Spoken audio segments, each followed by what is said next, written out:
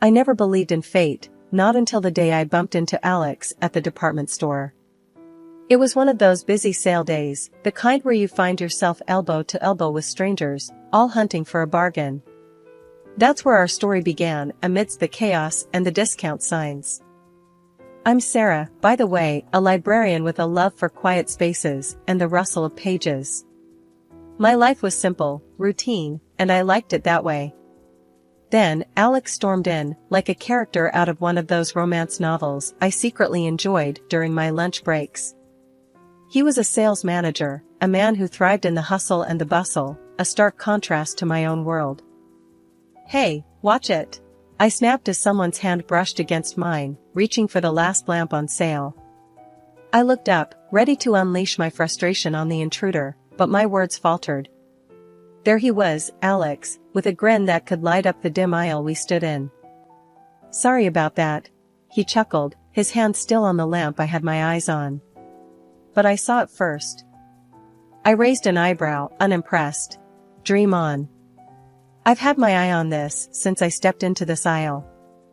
The banter could have ended there, with one of us walking away in defeat. But Alex, with his easy charm, suggested, "How about we grab a coffee instead? My treat. You can tell me all about the other bargains you've snatched today." I was taken aback. Men like him didn't usually notice women like me, women who preferred the background, the sidelines. Yet, there was a sincerity in his eyes that caught me off guard. Against my better judgment, I found myself nodding, a small smile creeping up on my face. The coffee shop was crowded, but Alex found us a quiet corner. As we sat, sipping on our drinks, the conversation flowed effortlessly. He talked about his job, how he loved the challenge, the thrill of closing a deal. I shared my passion for books, how each page whisked me away to a different world. "You're interesting, Sarah," he said, his gaze intense.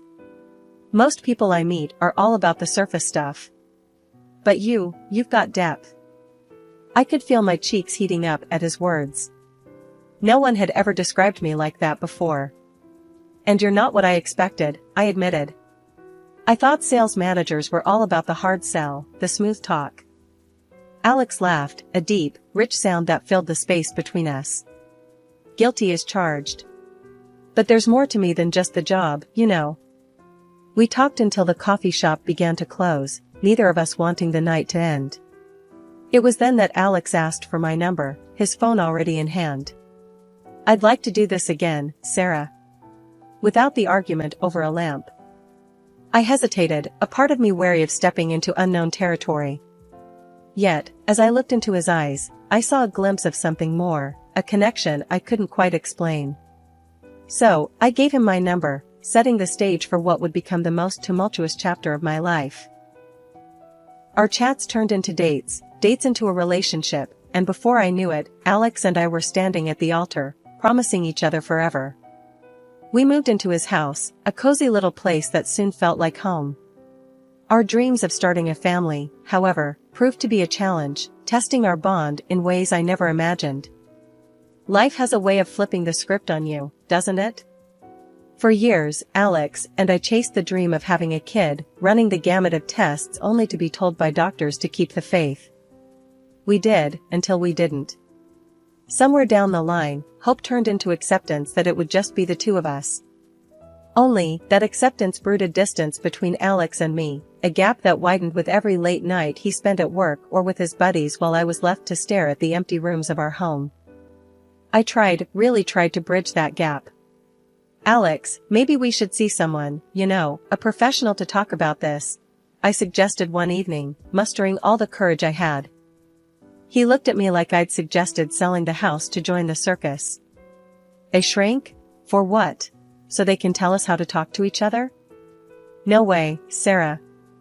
And just like that, the conversation was over before it even began. But life, unpredictable as ever, had another curveball in store. Feeling off one day led me to the hospital, tests, and then the shocker of a lifetime, I was pregnant. The joy of it overwhelmed me, a joy I couldn't wait to share with Alex. His reaction, though, was as cold as ice. "Pregnant? Sarah, you know how old you are, right?" You're an old 39-year-old woman with your sores and problems. This is risky, dangerous even. Maybe we should think about not going through with it." His words hit me like a slap. Not go through with it? Alex, this is our baby, our miracle. But the Alex standing in front of me wasn't the man I married. This version was distant, cold, and calculated. A miracle? Or a mistake? Think about it, Sarah. Pregnancy was anything but easy. My body felt like it was on a roller coaster, and my heart? Well, it was breaking. Alex's visits were few and far between, each one more awkward and strained than the last. Coming home from the hospital only meant returning to a house that felt less and less like a home. "You're not even working, Sarah. I'm out here, busting my ass, and for what? So you can play house?" Alex threw those words at me one night, his frustration boiling over. I bit back the hurt, the anger. "Playing house? Is that what you think I'm doing?" "I'm carrying our child, Alex. Our child." But it was like talking to a wall. A wall that was packing its bags and moving farther away from me with each passing day. Our conversations dwindled to nothing, our interactions mere ghostly encounters. The man I once thought I'd grow old with had become a stranger, passing through the life of me and our soon-to-be child like a ship in the night. When I thought I'd faced the toughest battles, life proved me wrong. Giving birth to Daniel was both a miracle and a storm's beginning. Barely catching my breath from labor, the doctors hit me with news that felt like a punch to the gut. Daniel was sick, they said, he will be disabled, and everything that an ordinary child can do will become inaccessible to him. Hearing that, I felt my world tilt. It was one of those moments where everything slows down, and all you can hear is your heartbeat loud in your ears. But I had to be strong, for Daniel. I was reeling, trying to wrap my head around this new reality, when Alex walked into the hospital room. His face was stone, eyes cold, a harbinger of the storm to come. "Sarah, what's this I hear about Daniel being sick?" His voice was sharp, cutting through the sterile air of the hospital room. I swallowed, trying to find the words. "The doctors, they said he has a serious condition. But we can." "Serious condition?" Alex interrupted, his voice rising. "He is an invalid, a worthless person." "And whose fault is that, huh? You had to push for this, didn't you? At your age?" His words shocked me. "A worthless person?" "Alex, how can you say that? We wanted him, we tried for him." "Wanted?" He laughed, a harsh, bitter sound. "I wanted a healthy child, Sarah. Not a lifetime burden. Do you have any idea how much this is going to cost us? How much he's going to need?" I felt my heart break, piece by piece. "He's your son, Alex. Our son. How can you talk like this?" Alex paced, a caged animal looking for an escape. "No, Sarah, I can't do this. I won't. I want a divorce." The word hung in the air, heavy and final. "A divorce?" I echoed, disbelief and pain mingling in my voice. "Yes. And I want it clean and quick. I'll take the house, you take the kid, that's it." I was speechless, watching the man I thought I knew transform into a stranger. "And what about Daniel?" My voice was barely a whisper. "I want nothing to do with him. You'll have to sign papers saying I gave up all rights. That's my condition." The absurdity of the situation hit me then. This was no longer the man I married, this was someone else entirely. I agreed, not because I wanted to, but because I knew Daniel and I were better off without him. Leaving the house we shared, the life we built, felt like tearing away a part of myself. But as I held Daniel close, I knew it was the start of something new, something ours. Then, the final blow came. Friends told me Alex had moved someone, and almost immediately after I left, a young, pregnant woman. The pieces fell into place, the late nights, the detachment. He'd been living a double life, and now he was starting a new chapter, without a backward glance. Starting over was no walk in the park.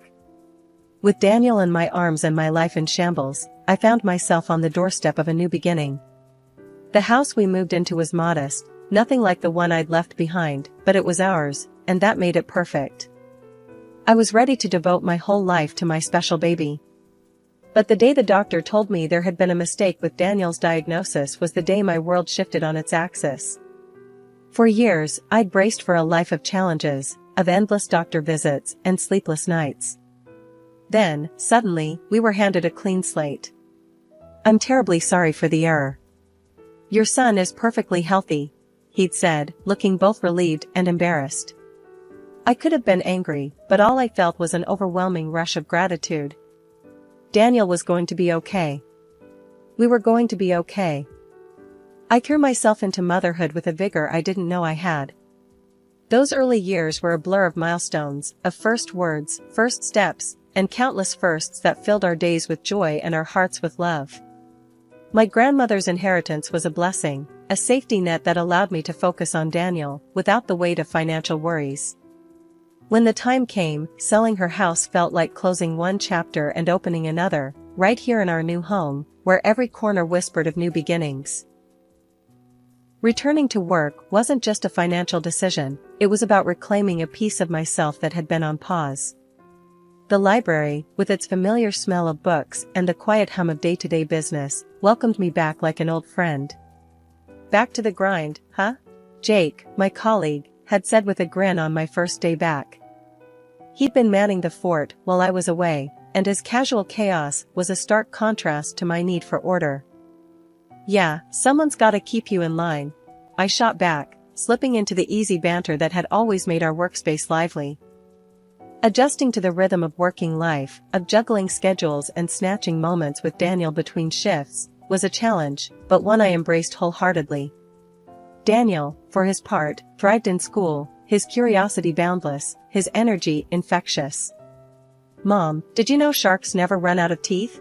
If they lose one, another grows back," he'd say, bursting through the door with facts and stories that turned our dinner times into adventures. Our life, once shadowed by fear and uncertainty, was now lit by the steady glow of routine and the unexpected joys of daily discoveries. The library, once a quiet sanctuary, became a place of lively learning, not just for me, but for Daniel too, who saw it as a treasure trove of knowledge.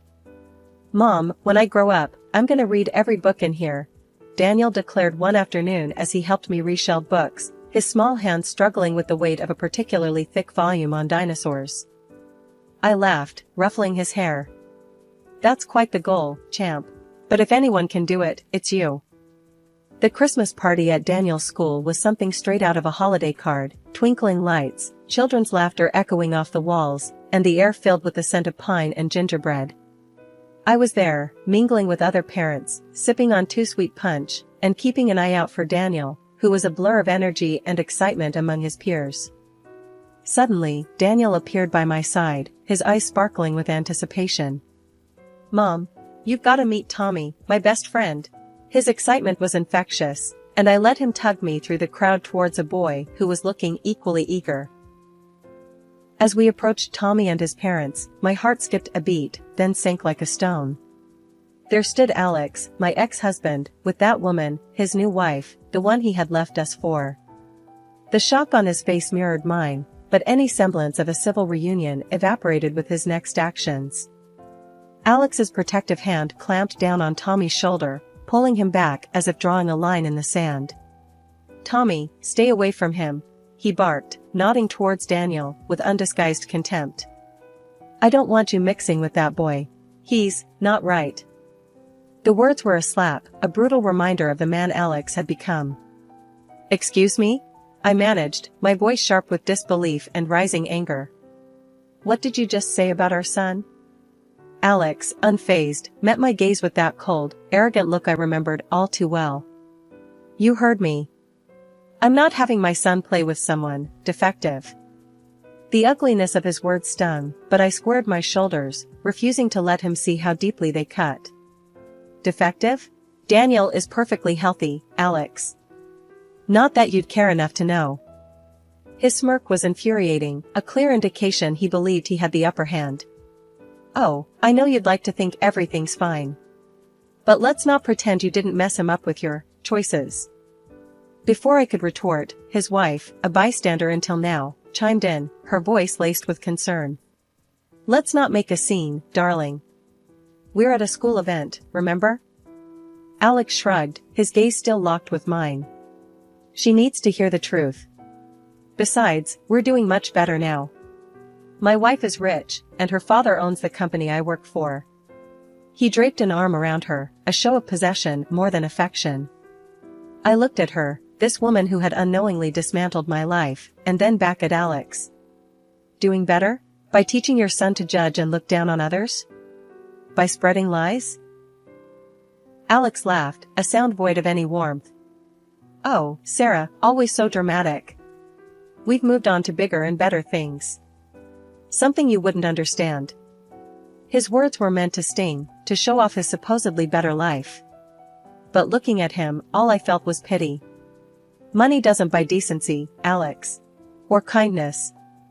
As they walked away, Daniel looked up at me, his young face etched with questions and hurt. Mom, why did he say those things? Why doesn't he want Tommy to be my friend? I knelt down, taking Daniel's hands in mine, searching for the right words. Sometimes, people say unkind things because they don't understand, or they're dealing with their own issues. It's not a reflection of you, my love. You are perfect just the way you are. Daniel nodded, though I could see he was still processing the harsh exchange. Are we still going to have fun tonight? He asked, his voice small. I smiled, brushing a stray lock of hair from his forehead. Of course, we are. Nothing and no one is going to ruin our night. Let's go enjoy the party, okay? After the Christmas party debacle, I tried to push Alex and his hurtful words to the back of my mind. Life with Daniel was full enough, without dwelling on past pains. But fate, it seemed, wasn't done with us just yet. A few days after the party, my phone rang with an unfamiliar number. Curiosity got the better of me, and I answered. Hello? Hi, is this Sarah? The voice on the other end was hesitant, unsure. Yes, speaking. Who's this? It's Julie. Alex's wife. Her voice wavered, like she was bracing for an onslaught. I paused, taken aback. Julie? What can I do for you? There was a heavy sigh. I wanted to talk to you about what happened at the Christmas party. And, about Alex. I tensed, memories of Alex's words still fresh. All right. What about him? Julie was silent for a moment before continuing. I heard what he said to Daniel. And to you. I didn't know about any of this. About how he left you, about Daniel. He told me a different story. Her admission sparked a mix of emotions in me, but I kept my voice even. And what story did he tell you? That you two grew apart. That the divorce was mutual. He never mentioned. He never said anything about Daniel being sick or... Julie trailed off, but her meaning hung heavy between us. I sighed, feeling an unexpected pang of sympathy for her. Julie, Alex has a way of twisting the truth to fit his narrative. What happened at the party, what he said. That's the real Alex. I'm sorry you had to find out this way. She was quiet for a moment. I want to apologize, Sarah. For him. For what he said. It was unforgivable. And I'm going to confront him. He needs to take responsibility. We said our goodbyes, a mutual understanding hanging between us. After we hung up, I sat, phone in hand, pondering the strange turn of events. Alex's lies unraveling at the seams, and Julie, caught in the crossfire, seeking truth.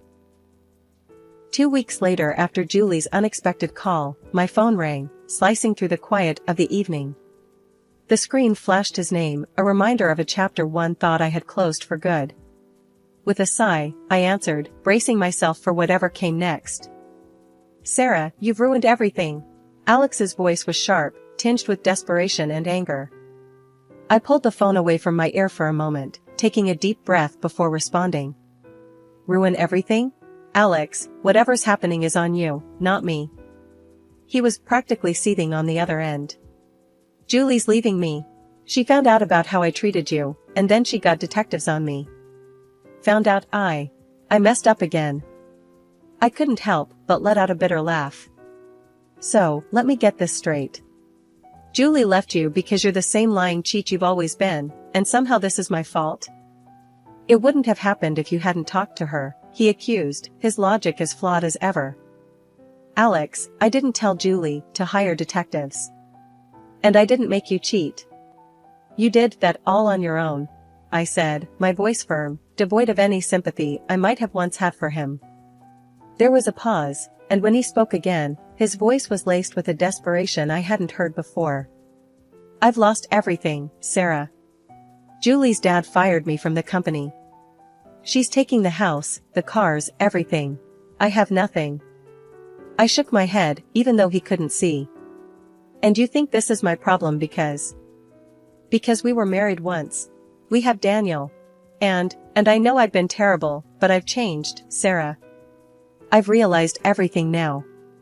Please, can we try again? For Daniel? The audacity of his request left me speechless for a moment. Alex, you haven't changed. You're only sorry because you got caught and lost everything. And even suggesting we try again? That ship didn't just sail, it sank. Daniel and we're doing fine. Better than fine, actually. And we don't need someone who only comes around when they've hit rock bottom. But I have nowhere else to go, he pleaded, his voice breaking. That's not my problem, Alex. You made your bed, and now you have to lie in it. Alone, I said, my tone final. He tried to argue, to bargain, but I cut him off. No, Alex. This is where it ends. You need to figure out your own life, without dragging us down with you. Goodbye. I hung up before he could say another word, the finality of the gesture making my heart race. It was done. I turned off my phone, not wanting any more disruptions for the evening. A couple of months after the whole debacle with Alex, I got a call out of the blue from Julie, his now ex-wife. She wanted to meet up, kids in tow, for a coffee chat. Curiosity piqued and a bit wary, I agreed. Daniel was always asking about Tommy, so I thought, why not? We met at a cozy little cafe downtown, a neutral ground of sorts. Julie was there with Tommy, both looking a bit apprehensive, but hopeful. Daniel lit up at the sight of his half-brother, and within minutes, the kids were chattering away like old times, the awkwardness melting away under their shared excitement. Julie and I found a quiet table, coffee in hand, a world apart from the chaos of our children's laughter. So, I heard you finally went through with the divorce, I ventured, trying to tread lightly. She nodded, a mix of relief and resignation in her eyes. Yeah, I did. It was messy. But I'm out on the other side now. Feels like I can finally breathe again. I could relate, remembering my own tangled exit from Alex's life. I'm glad for you, Julie. It's not easy, walking away, but sometimes it's the only way forward. Julie sipped her coffee, then looked at me, a determination in her gaze. He showed his true colors, through and through. Made the divorce hell. But I'm glad it's over. And I've been thinking, our boys, they're half-brothers. Despite Alex being, well, Alex, I don't want Tommy growing up without knowing Daniel. Her suggestion took me by surprise, but the more I thought about it, the more it made sense. I'd like that, I admitted. Daniel's always asking about Tommy. They're good for each other, it seems. Watching our sons play, I couldn't help but marvel at how life had turned out. A few years ago, I never would have imagined sitting here, chatting with you, watching our kids play together, I said, a smile tugging at my lips. Julie chuckled, a sound of genuine amusement. Life's funny that way, isn't it? Throws you curves, and you end up finding family in the most unexpected places. Our conversation flowed easily after that, the initial awkwardness giving way to a shared understanding. We talked about the kids, about moving forward, about building a life after Alex. It was cathartic, in a way I hadn't anticipated. Driving home, Daniel buzzing with stories about his afternoon with Tommy, I realized that this was what moving forward looked like. It wasn't just about leaving the past behind, it was about building something new, something better, from the pieces.